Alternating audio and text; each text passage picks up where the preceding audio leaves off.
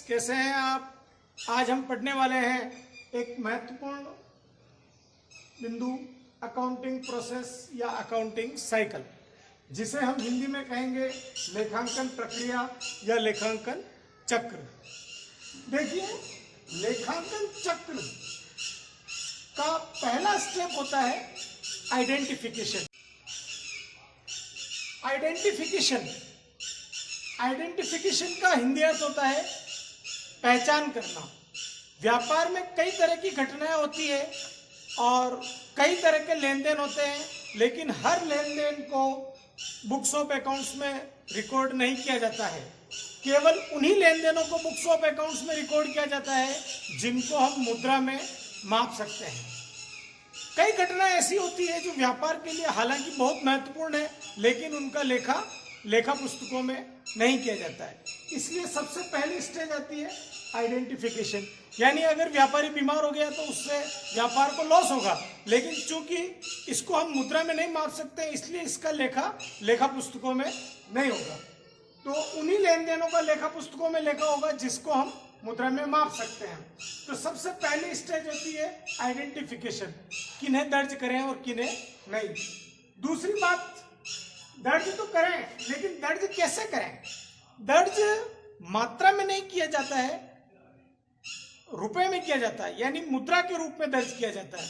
यानी अगर आपने किसी वस्तु के 500 पीस खरीदे तो हम ऐसा नहीं लिखेंगे कि 500 पीस खरीदे, बल्कि हम यह लिखेंगे कि ये 500 पीस कितने के हैं। यानी मान लीजिए 500 पीस, एक पीस 10 रुपए का है तो 500 पीस 5000 रुपए के हुए किसी वस्तु के। तो हम ये लिखेंगे कि हमने 5000 रुपए के क्रय किया है ना। तो इस प्रकार से दूसरी स्टेज होती है मेजरमेंट।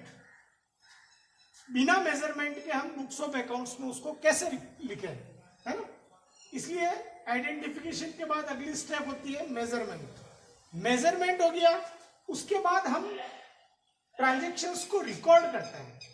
रिकॉर्ड करने का काम बहुत महत्वपूर्ण है। रिकॉर्ड करने को हिंदी में कहते हैं दर्ज करना। तो देखिए, रिकॉर्डिंग का जो कार्य होता है वो कार्य लेखा पुस्तकों में किया जाता है, और जिस प्रकार की लेखा पुस्तकों में यह कार्य किया जाता है उस लेखा पुस्तक को हम जर्नल कहते हैं। ये जर्नल क्या होती है, इसके बारे में हम आगे विस्तृत अध्ययन करने वाले हैं। जर्नल को हिंदी में हम बोलते हैं रोजनामचा, है ना। तो हम बात कर रहे थे रिकॉर्डिंग किस में की जाती है, जर्नल में। तो रिकॉर्डिंग का कार्य जो जर्नल में किया जाता है, इसलिए जर्नल को बुक्स ऑफ ओरिजिनल एंट्री माना जाता है। अब ये जर्नल भी कई प्रकार की होती है, ये सब आगे हम अध्ययन करेंगे, है ना। रिकॉर्डिंग के बाद चौथी स्टेज आती है क्लासिफिकेशन। हमने लेन देनों का रिकॉर्ड कर लिया, चूंकि रिकॉर्डिंग का कार्य डे टू डे वर्क है ना। आज लेन देन हुआ, आज रिकॉर्ड किया, कल लेन देन होगा, उसको कल रिकॉर्ड करेंगे, है ना।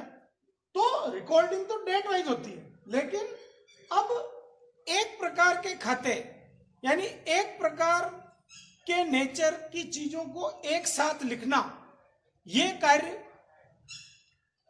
क्लासिफिकेशन के अंतर्गत आता है। यानी अगर किसी व्यक्ति से हमें साल में 10 बार काम पड़ा है तो 10 ही बार अलग अलग तारीखों में काम पड़ा होगा। तो हमने उससे 10 बार व्यवहार किया, 10 ही बार अलग अलग डेट में व्यवहार किया, तो वो ट्रांजैक्शंस 10 ही रिकॉर्डिंग के अंतर्गत 10 बार अलग अलग तारीखों में लिखे जाएंगे।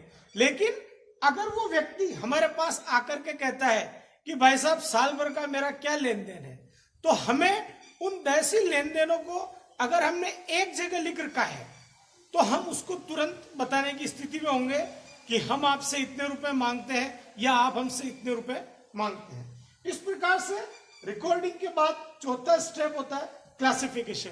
क्लासिफिकेशन का कार्य अकाउंटेंसी में क्या कहलाता है, इसको हम लेजर मेंटेन करना कहते हैं।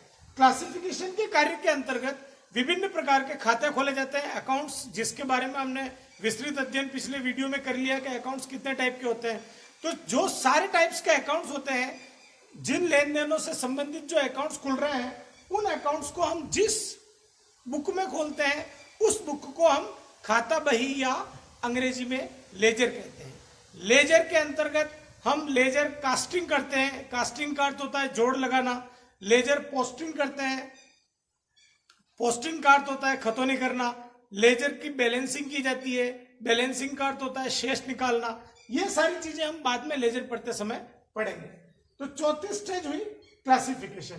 क्लासिफिकेशन हो गया, उसके बाद समराइजिंग। समराइजिंग का अर्थ होता है संक्षिप्तीकरण हिंदी में। तो संक्षिप्तीकरण का मतलब ये हुआ कि जब एक निश्चित अवधि, जो कि ईयर होता है 12 महीने की अवधि, तो उस वर्ष की समाप्ति पर हम ने व्यापार में कितना लाभ कमाया, हमें कितनी हानि हुई, हमारी वित्तीय स्थिति क्या है, इन सारी बातों की जानकारी के लिए हम समराइजिंग का प्रोसेस करते हैं। समराइजिंग के प्रोसेस को हम अंतिम खाते बनाना भी कहते हैं। अंतिम खाते में कई प्रकार के खाते आते हैं, जैसे trading account, P&L account, balance sheet. ये सारी विस्तृत जानकारी हम अंतिम खाते पढ़ते समय करेंगे। तो समराइजिंग की 5वीं स्टेज निपटने के बाद हम अंतिम खाते जो हमने बनाए हैं समराइजिंग की स्टेज में, उनका एनालिसिस और इंटरप्रिटेशन किया जाता है। यानी एनालिसिस और इंटरप्रिटेशन हमारी 6ठी स्टेप है, अकाउंटिंग प्रोसेस का 6ठा पार्ट है। एनालिसिस का अर्थ होता है विश्लेषण और इंटरप्रिटेशन का अर्थ होता है निर्वचन। इन दोनों शब्दों में बहुत ही बारीक अंतर होता है, जिसे हम बाद में अध्ययन करेंगे।